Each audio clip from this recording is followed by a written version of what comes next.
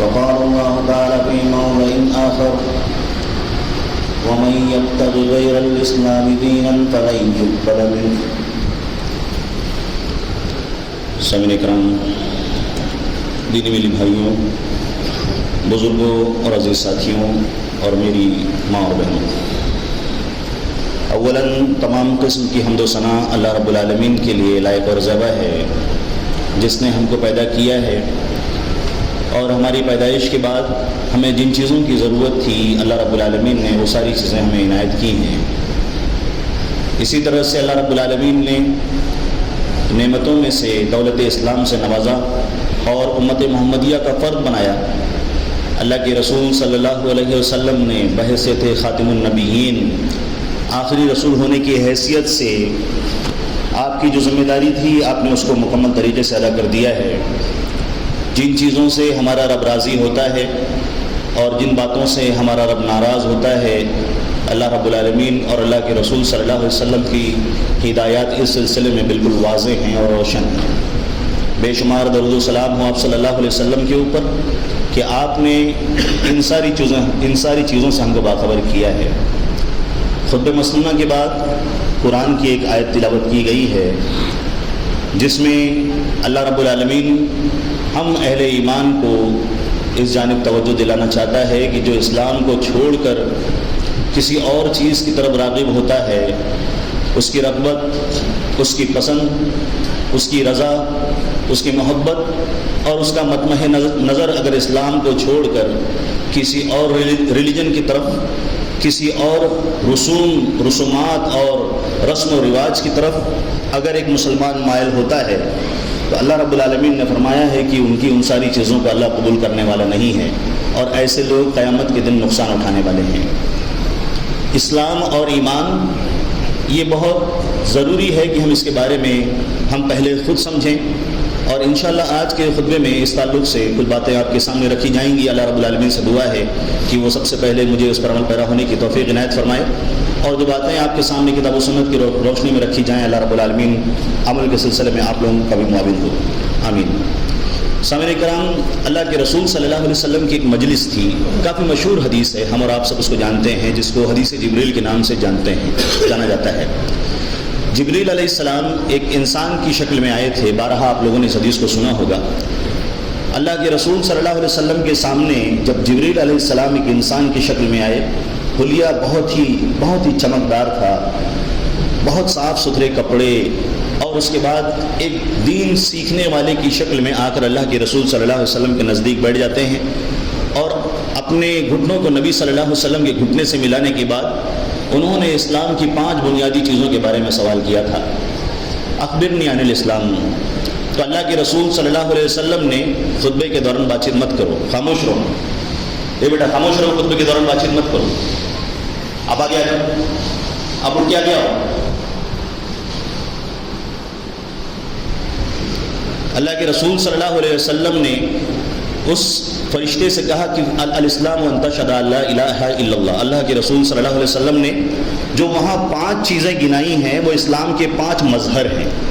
اگر اللہ رب العالمین نے قرآن کی اس آیت میں ہم کو سمجھایا ہے کہ اللہ رب العالمین کے دین کو چھوڑ کر کسی دین کو اللہ پسند نہیں کرتا ہے، تو اللہ رب العالمین نے اس کی وضاحت فرما دی ہے کہ وہ کون سی چیزیں ہیں جہاں پر اسلام کے مظاہر، اسلام کو جہاں جانچا اور پرکھا جا سکتا ہے وہ چیزیں وہاں اسلام کا پیغام اور اسلام کا میسج وہاں نظر آنا چاہیے۔ اللہ رب العالمین، اللہ کے رسول صلی اللہ علیہ وسلم نے وہاں پر شہادتین کے بعد نماز، روزہ، زکوٰۃ، حج کا ذکر کیا ہے۔ اس کے بعد جبریل علیہ السلام ایمان کے بارے میں سوال کرتے ہیں۔ جبریل علیہ السلام نے اس سوال کے جواب میں کہا کہ اللہ کے نبی آپ نے سچ فرمایا ہے۔ عمر رضی اللہ تعالیٰ عنہ مجلس میں موجود ہے، کہتے ہیں کہ خود ہی سوال کرتا ہے آدمی اور خود ہی کہتا ہے کہ یہ آپ نے سچ کہا، اس کا مطلب اس کو یہ سوال کا جواب معلوم تھا۔ اس کے بعد اللہ کے رسول صلی اللہ علیہ وسلم نے ایمان کے بارے میں بتایا جو اللہ رب العالمین پر، غیب کی چیزوں پر، قیامت کے دن پر، تقدیر کے خیر و شر پر، اور اسی طرح سے رسولوں کے بارے میں، کتابوں کے بارے میں ایمان۔ اللہ کے رسول صلی اللہ علیہ وسلم نے یہاں پر ان دونوں کو الگ الگ کیا ہے۔ اگر اسلام کا ذکر آیا الگ سے، ایمان، اسلام اور ایمان اکٹھا ہو گئے، کہیں ہم اس کا ذکر کرتے ہیں تو اس وقت اسلام کہنے کے وقت ہم ان 5 ظاہر کی چیزوں کی طرف جائیں گے، شہادتین کی طرف، نماز، روزہ، زکوٰۃ، حج کی طرف جائیں گے۔ لیکن اگر یہ دونوں اکٹھا نہ ہوں، صرف ہم عموماً ایمان کی بات کرتے ہیں یا اسلام کی بات کرتے ہیں، تو اس وقت یہ دونوں چیزیں اس کے اندر انکلوڈ ہیں، ان کے اندر شامل ہیں، الگ الگ نہیں ہوں گی۔ یعنی جن چیزوں کو ہم نے دل سے قبول کیا ہوا ہے، دل سے مان رہے ہیں، تسلیم کر رہے ہیں، اللہ رب العالمین اکیلا ہے، اللہ کی کتابوں پر ہمارا ایمان ہے، رسولوں پر ایمان ہے، آخرت کے دن پر ایمان ہے، تقدیر کے خیر و شر پر ایمان ہے، یہ داخلی طور پر یہ ایمان کا حصہ ہے۔ لیکن جب صرف اور صرف خاص طور پر اسلام کا ذکر کیا جائے تو دونوں چیزیں اکٹھا ہو جاتی ہیں۔ اللہ رب العالمین نے ان چیزوں کا ذکر کیا اور اللہ کے رسول صلی اللہ علیہ وسلم نے اس کا ذکر کیا ہے۔ اسی بنا پر، اسی وجہ سے علماء کرام نے ایمان کے بارے میں 3 باتیں کہی ہیں کہ ایمان جس شخص کے پاس ہے وہ دل سے اس کا اقرار کر رہا ہے، لیکن اس اقرار کے بعد 2 چیزیں اور اس کے ساتھ جڑ جاتی ہیں، جس کو تصدیق بالجنان کے بعد آدمی زبان سے اقرار باللسان بھی کرتا ہو، اس کے زبان سے اس بات کا اظہار بھی کرتا ہو۔ اس سے سمجھ میں آیا کہ ہماری جو باتیں زبان سے نکل رہی ہیں یا ہم جن باتوں کو اپنے زبان سے ادا کر رہے ہیں وہ ایمان کے خلاف نہیں ہونی چاہیے، ایمان کا جز ہونا چاہیے، ایمان کا حصہ ہونا چاہیے۔ ایک مسلمان کبھی ان شرائط سے پیچھے نہیں ہٹتا ہے۔ تیسری چیز جو ایمان کا حصہ ہے، عمل بالجوارح، بندے نے دل سے تسلیم کر لیا ہے، مان لیا ہے، عقیدے کا حصہ ہے، ساتھ ہی اس نے زبان سے اس بات کا اقرار کر لیا ہے، اور اس کے بعد پھر پریکٹیکلی ان ساری چیزوں کے اوپر اللہ رب العالمین کے اسلام کے اوپر عمل پیرا ہو کر دکھلاتا ہے اور کرتا ہے۔ اللہ رب العالمین نے اسی لیے قرآن کے اندر ایسے لوگوں کے بارے میں کافی تلقین کی ہے اور سختی سے فرمایا ہے۔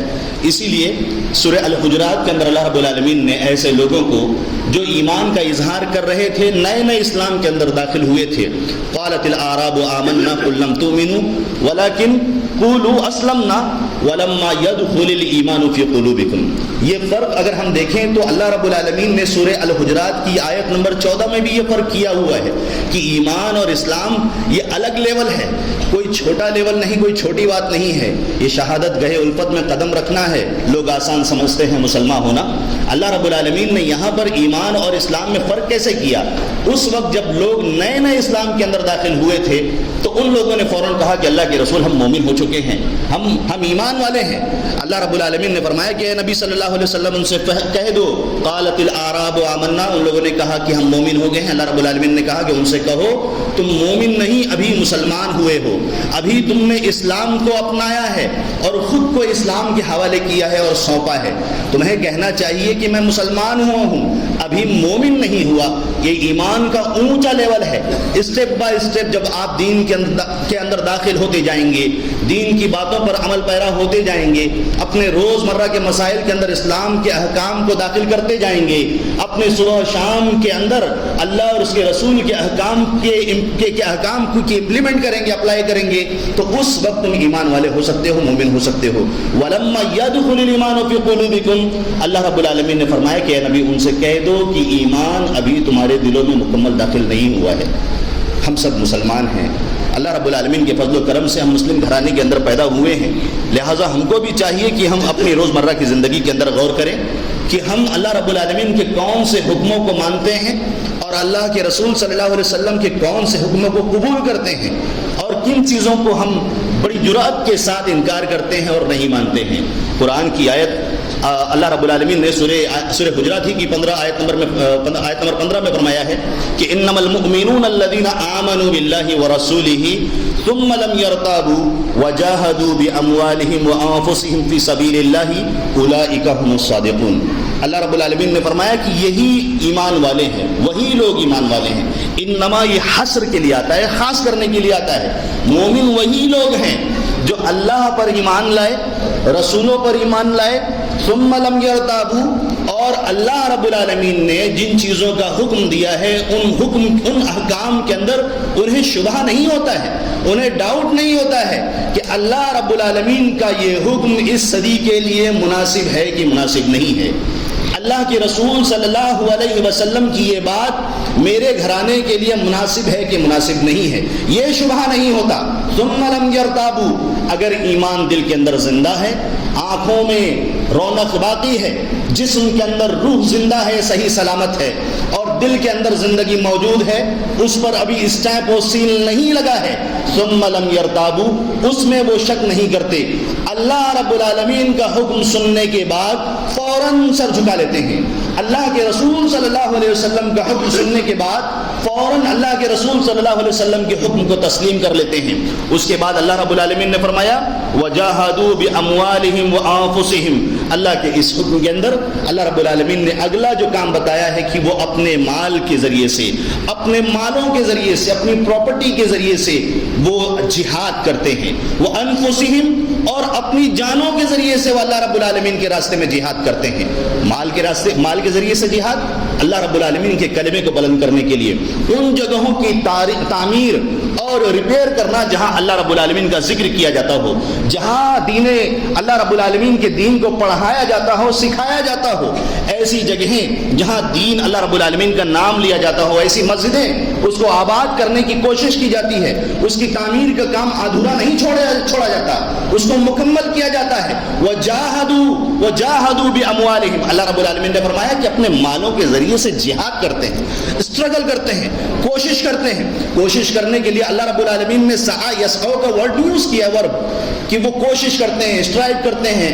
اللہ رب العالمین نے جہدہ کا لفظ یوز کیا ہے جس کے اندر محنت و مشقت شامل ہے۔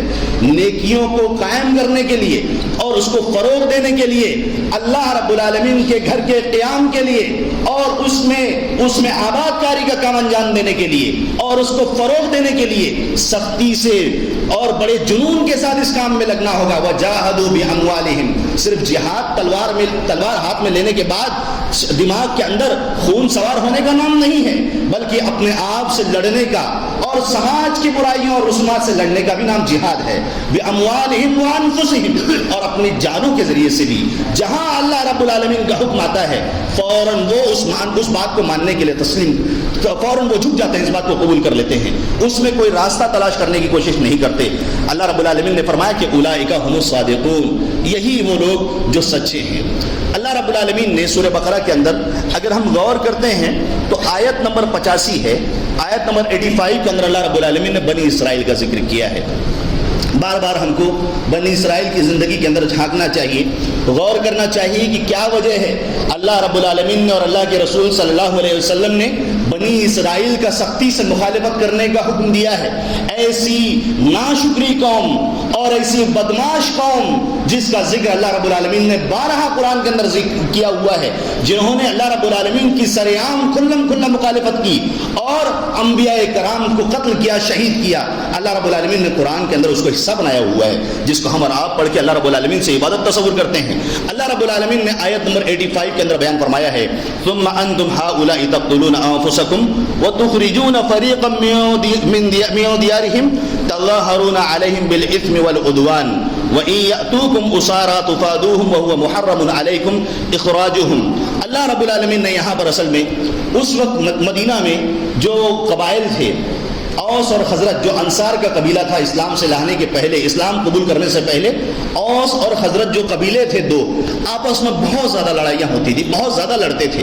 اور جو عبداللہ بن ابی جو منافق تھا، اسی خزرج قبیلے سے تھا، اسی سے جڑا ہوا تھا۔ ان کے اپوزٹ میں یہودیوں کے 3 قبیلے تھے، جو بنو قریظہ، بنو نذیر، بنو قینقاع، یہ 3 قبائل ایسے تھے، یہ بھی آپس میں ہمیشہ باہم دست و گربا رہتے تھے، ہمیشہ لڑائی ہوتی تھی، ہمیشہ لڑتے رہتے تھے۔ لیکن اس کے بعد ان لوگوں نے ایک پلان کیا، ان لوگوں نے کوشش کی کہ اوس کے ساتھ ہم معاہدہ کر لیتے ہیں، قبیلہ جو اوس ہے اس کے ساتھ ہم ایک ایگریمنٹ بنا لیتے ہیں۔ تو بنو قریظہ نے قبیلہ اوس کے ساتھ دوستی کر لی، ایگریمنٹ بنا لیا، سازگارڈ کر لیا کہ اگر ہمارے اوپر خزرج کی طرف سے حملہ ہوتا ہے تو تم ہماری اس سلسلے میں مدد کرنا۔ بنو قریظہ سے انہوں نے معاہدہ کیا، اس سلسلے میں حلیف بنا لیا، اس کو کہتے ہیں۔ ایسے ہی بنو قریظہ کی لالچ یہ تھی کہ جب بنو نذیر اور بنو قینقاع کی طرف سے ان کے اوپر حملہ کیا جائے گا تو اس وقت اوس، قبیلے اوس والے ان کی اس سلسلے میں مدد فرمائیں گے۔ اب یہ جو سازگارڈ ہو گئی، اللہ رب العالمین نے ان مناظر کو قرآن کی آیت میں ذکر کیا ہے۔ اللہ رب العالمین نے بیان فرمایا کہ ان لوگوں کے اوپر ایک دوسرے کے خلاف خروج کرنا، ایک دوسرے کے خلاف لڑائی کرنا، ایک دوسرے کو گھر سے نکال دینا اور ایک دوسرے کا خون بہانا، اللہ رب العالمین نے بیان فرمایا کہ بنی اسرائیل کے اوپر یہ چیز حرام تھی.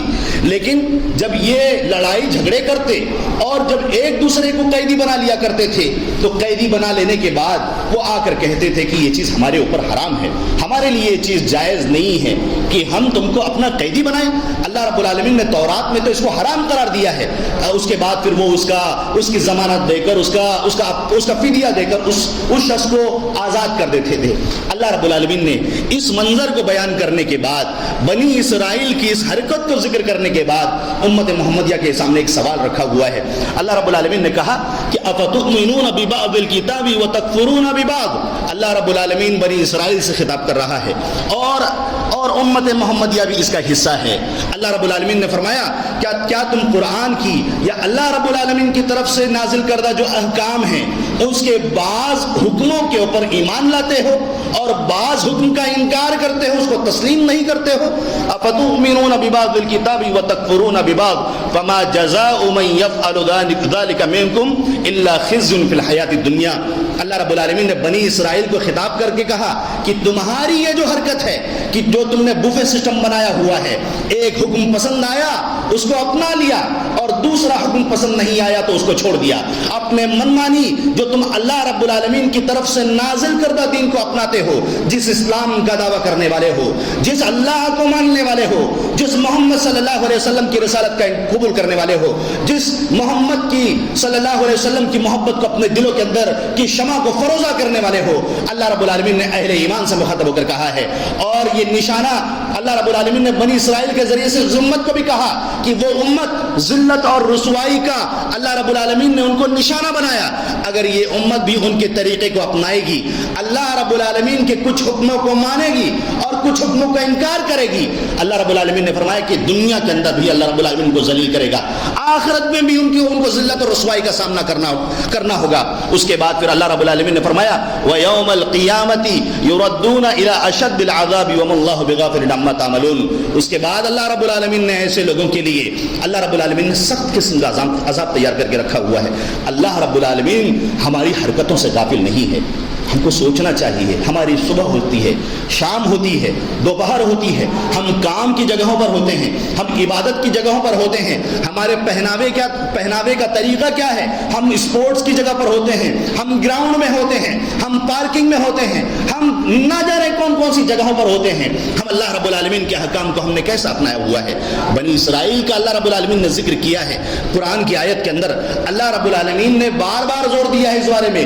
اللہ کے رسول صلی اللہ علیہ وسلم نے ان کی مخالفت کا حکم دیا ہوا ہے، لیکن ہم اور آپ بنی اسرائیل کے طرز کو اپنانے کی کوشش کر رہے ہیں.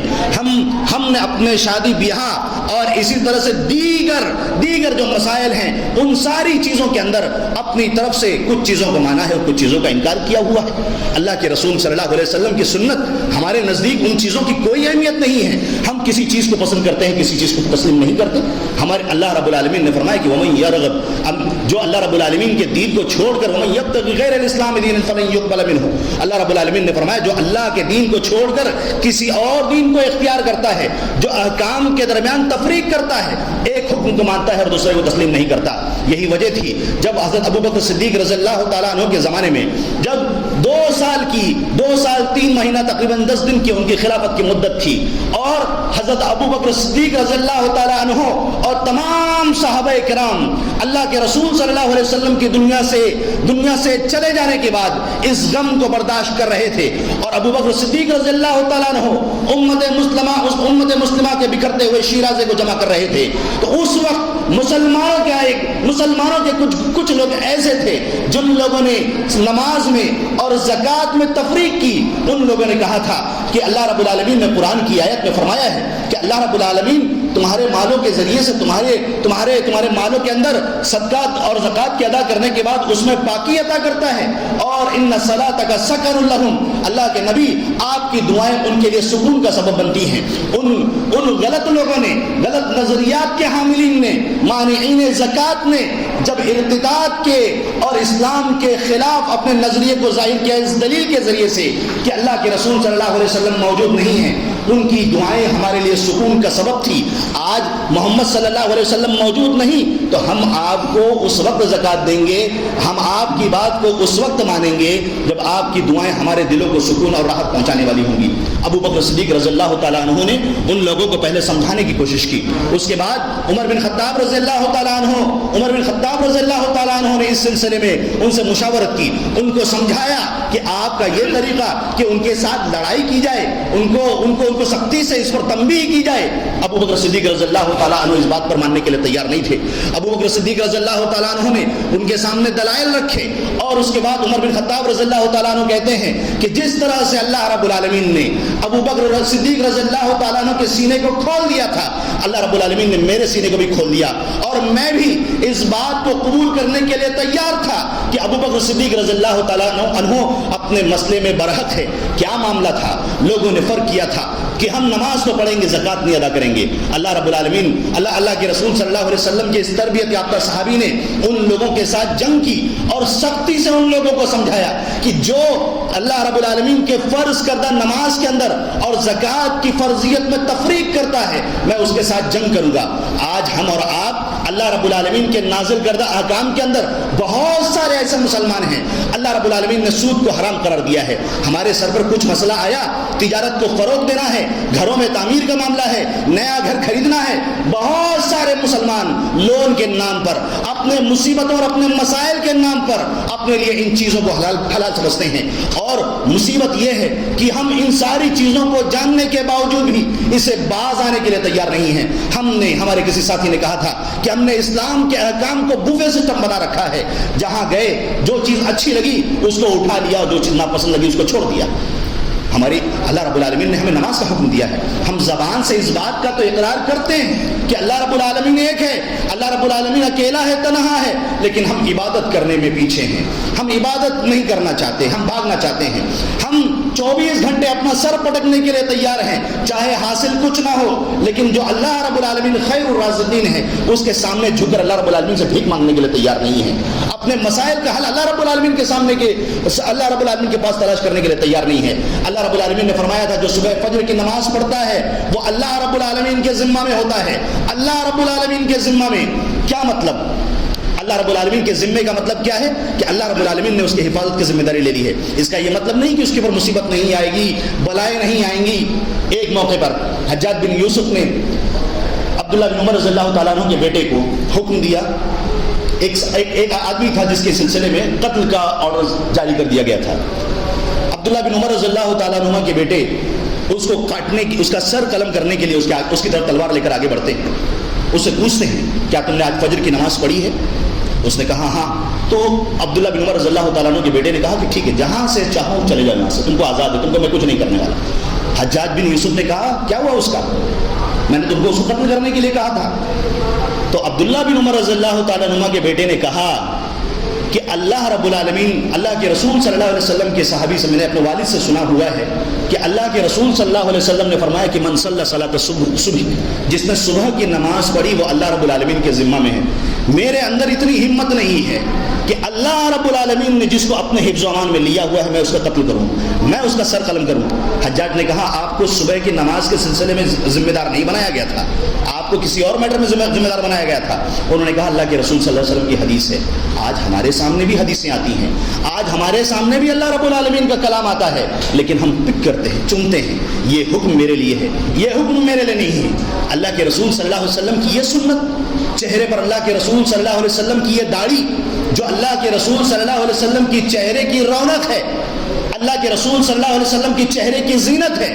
جن جگہوں کے بال کو حذف کرنا ہے اللہ کے رسول نے بتا دیا ہے, انبیاء کرام کی سنت ٹھہرا دی, لیکن کچرے کی طرح اس اضافی بال کی طرح اس کے سملر ہم مسلمانوں نے اس کو کر دیا ہوا ہے. اور اس کے بعد پھر اللہ کے رسول صلی اللہ علیہ وسلم کی محبت کا دم بھرتے ہیں. کیا منہ دکھائیں گے اللہ رب العالمین کے سامنے کہ قیامت کے دن جب اللہ کے رسول صلی اللہ علیہ وسلم کے سامنے حاضر ہوں گے؟ دعویٰ کرتے ہیں کہ ہم اللہ کے رسول صلی اللہ علیہ وسلم سے محبت کرنے والے ہیں. صرف صدق اللہ العظیم کے ترانے پڑھنے سے اور روڈ کو جام کرنے سے اسلام پر عمل نہیں ہوگا. ہمارے زندگی کے روٹین کے اندر, ہمارے زندگی کے مسائل کے اندر، ہمارے بچوں کی تربیت کے اندر بھی یہ چیز داخل ہونی چاہیے۔ ہم چہرے کی شکن کو دیکھ کر مسئلے بدلنے کے عادی نہیں ہیں۔ ہمیں چاہیے کہ ہمیں اپنے بچوں کے اندر یہ دینی ربق، یہ دینی جذبہ پیدا کرنے کی کوشش کرنی چاہیے۔ چہرے پر اسکارف نہیں، نقاب نہیں، حجاب نہیں، بچے کو دین سیکھنے کا شوق نہیں۔ کتنی بڑی مصیبت، یوٹیوب کے ذریعے سے دین سکھانا چاہتے ہیں۔ آج بے حیائی اور فحاشیت اور عریانیت عروج پر ہے، اور اسی یوٹیوب ہی کے ذریعے سے ایک صاحب نے کہا تھا، ایک طالب علم نے کہا تھا کہ مہدی کا ظہور ہو چکا ہے۔ کیسے سنبھالو گے ایمان اور عقیدے کو اگر ہم نے ایسی دینی مجلسوں کے اندر اپنی اولاد کو اور اپنے بچوں کو اور اپنے آنے والی نسلوں کو دین سے جوڑنے کی کوشش نہیں کی؟ تو پھر اسلام کا نام جو ہماری صرف زبان پر ہے، ہماری زندگی کے اندر موجود نہیں ہے۔ ہم اہمیت نہیں دینا چاہتے، ہم اس کو وہ مقام نہیں دینا چاہتے۔ ہماری اپنی زندگی کے اندر ہمارے نت نئے مسائل دیکھ لیجئے۔ مجھ سے زیادہ آپ اپنے رسومات کے بارے میں زیادہ جانتے ہیں، سماجی رسومات کے بارے میں زیادہ جانتے ہیں۔ کہاں ہم دیکھیں کتنے ایسے مسائل ہیں جہاں ہم دیکھتے ہیں کہ اللہ رب العالمین کے حکموں کی سری مخالفت ہوتی ہے۔ میوزک ایک دم حلال سمجھا گیا، کو ایجوکیشن ایک دم حلال سمجھا گیا، اور اس سلسلے میں ہم نے خود راستے ہموار کیے ہوئے ہیں۔ ہماری آنکھوں کے سامنے غلط کام ہوتا ہے، لیکن ہمیں اس سے کیا مطلب؟ ہمیں اس سے کوئی سروکار نہیں۔ ہمیں اپنی روزی کمانی ہے، یا مجھے اپنی جو ڈیلی روٹین کا کام ہے اس کو انجام دینا ہے۔ اللہ کے رسول صلی اللہ علیہ وسلم نے اس قوم کو وعید سنائی، اللہ کے رسول نے، جو قوم امر بالمعروف اور نہی عن المنکر کا کام چھوڑ دے گی، اللہ رب العالمین اس کی دعاؤں کو نہیں سنے گا۔ اللہ کے رسول صلی اللہ علیہ وسلم نے صحابہ کرام سے مخاطب ہو کر کہا تھا، یا معاشر المہاجرین، اے مہاجرین کی جماعت، اے مہاجرین کے لوگوں، غور سے سنو۔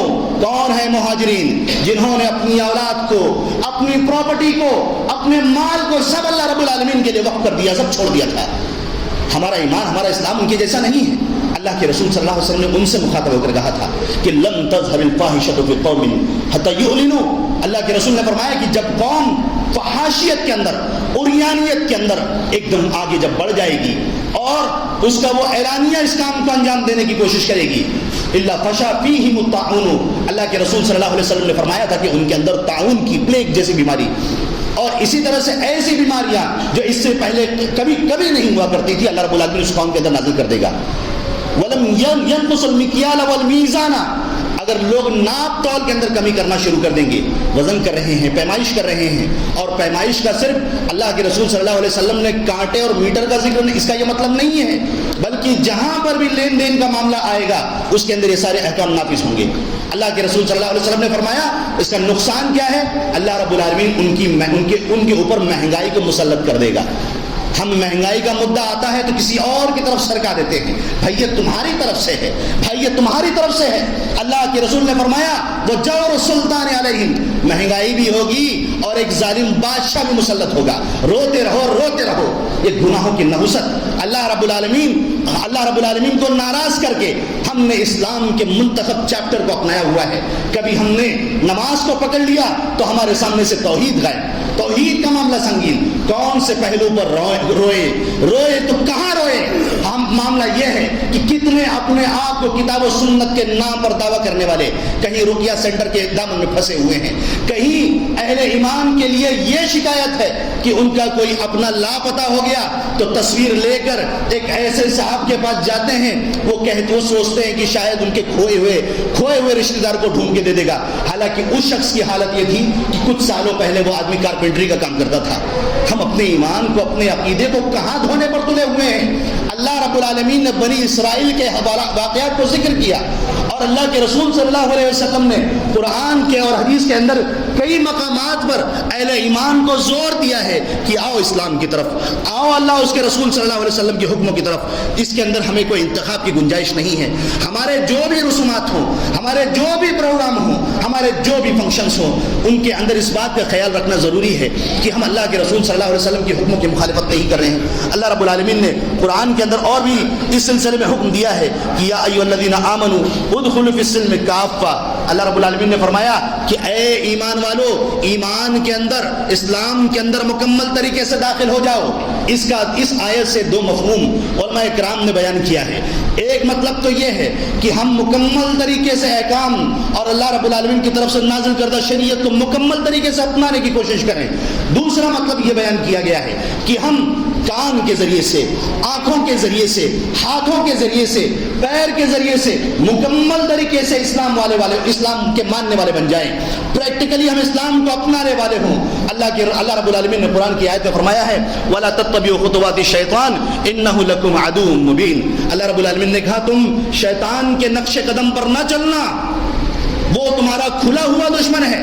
اللہ رب العالمین نے قرآن میں دوسری جگہ بیان فرمایا ہے کہ وہ تمہیں فحشا کی طرف، تمہیں خواہشات کی طرف رغبت دلائے گا، تمہیں دنیاوی منفعت سکھائے گا۔ ابھی کہاں جا رہے ہو؟ ابھی جمعہ کا وقت ختم نہیں ہوا ہے، ابھی نماز کھڑی ہونے والی ہے، نماز کھڑی ہونے والی ہوگی تب جانا۔ اللہ رب العالمین نے قرآن کی آیت کے اندر بیان فرمایا، اللہ رب العالمین نے کہا وَذَرُوا الْبَيْعَ، چھوڑ دو تجارت کو، چھوڑ دو، اس وقت کوئی خرید و فروخت نہیں۔ اگر ایک بندہ بسکٹ خرید رہا ہے تو وہ بھی حرام ہے۔ وَذَرُوا الْبَيْعَ، حرام ہے اس وقت خریدنا، بیع و شراء کرنا جائز نہیں ہے۔ اگر مسلمان اپنے جمعہ کی اہمیت کو سمجھیں اور لوگوں کو سمجھانے کی کوشش کرے، بتانے کی کوشش کرے، تب لوگ اسلام کے اس اہم دن کو سمجھنے کی کوشش کریں گے۔ ہمارے یہاں جمعہ کی کوئی اہمیت ہی نہیں، نہ ہم خود حاضر ہونا چاہتے ہیں، نہ اپنے بچوں کو حاضر کرنا چاہتے ہیں، اور کبھی بچوں کی طرف سے شور ہوتا ہے تو جو خواتین ہماری مائیں بہنیں دین سیکھنا چاہتی ہیں ان کو بھی ڈسٹرب ہوتا ہے، شکایت آتی ہے، لیکن ہم ماننے کے لیے تیار نہیں۔ اللہ رب العالمین نے فرمایا وَذَرُوا الْبَيْعَ، جمعہ کے دن حاضر ہونے والے تین طریقے کے لوگ ہوتے ہیں۔ ایک آدمی آتا ہے، لہو لعب کرتا ہے، کھلواڑ کرتا ہے۔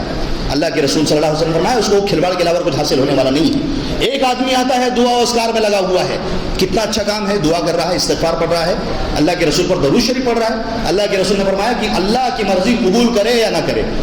یہاں جمعہ کا خطبہ ہو رہا ہے اور بندہ دعا و استغفار میں لگا ہوا ہے۔ اس کے بعد تیسرا بندہ اللہ کے رسول صلی اللہ علیہ وسلم نے فرمایا کہ وہ پہلے آتا ہے، امام سے نزدیک بیٹھتا ہے، گردن کو نہیں پھلانگتا ہے، غور سے سنتا ہے۔ اللہ کے رسول نے فرمایا کہ اس کے لیے 10 دن کی مغفرت کا اعلان اللہ کے رسول فرماتے ہیں، 10 دن کی، ایک ہفتہ، ایک جمعہ سے لے کر دوسرے جمعہ تک اس سے جو گناہ صغیرہ ہوئے ہوں گے وہ معاف ہو جائیں گے۔ اللہ کے رسول نے فرمایا کہ اس کے اوپر 3 دن اور زیادہ، 10 دن۔ لیکن ہم ہر جگہ اسلام کے احکام کو ہم نے اس کے ساتھ کھلواڑ کیا ہوا ہے۔ اللہ رب العالمین سے دعا ہے کہ ہمیں کہنے سننے سے زیادہ اسلام کے تمام احکام پر عمل پیرا ہونے کی توفیق عنایت فرمائے، جب تک ہم کو اس دنیا کے اندر زندہ رکھے، ایمان کی حالت میں رکھے، اور ہمارا خاتمہ تو ایمان پر ہو، آمین۔ وآخر دعوانا الحمد للہ رب العالمین۔